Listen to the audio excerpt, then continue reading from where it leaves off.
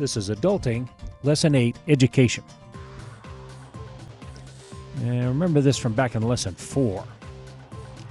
Getting a good enough job is more likely if you do some kind of education. Training and education are forms of deferred consumption, which is a form of adulting. There are two costs associated with this. One is opportunity cost. You could be working a low-paid job, or you could be going to school.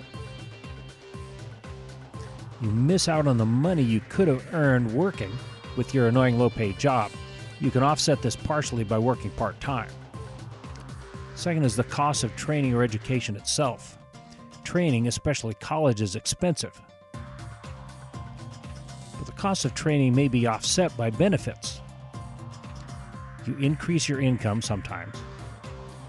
You get cushier working conditions. You have higher social value, which is important. You have better income security as you're less likely to be laid off.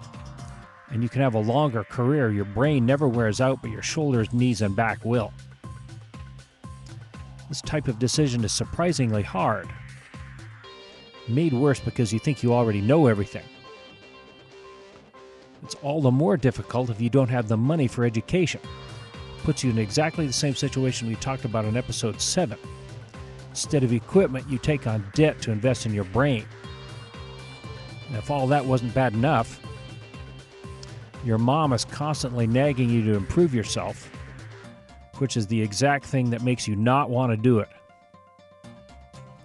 So there's some ways to reduce the education costs. One is take advantage of free education. Okay, so middle and high school are not the most interesting places in the world.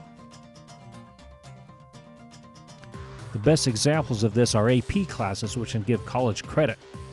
They don't let lunkheads into these classes, so you need to pay attention to your regular classes. This is a personal quality called discipline, which is an important skill of adulting. Second, make a good business decision about what education you need. Compare the education cost for a given job to the salary you would get. A whole course could be written on this alone. This is hard because it means you have to have a plan and do research, and this is another example of adulting. None of this takes into consideration whether or not you love your job. Number 3, let other people pay for it. There are scholarships, tuition refund programs, and grants. So in summary, like all investments, education has costs, risks, and supposed benefits. The alternative is to remain stuck in an annoying low-paid job. This ultimately could lead to poor adulting.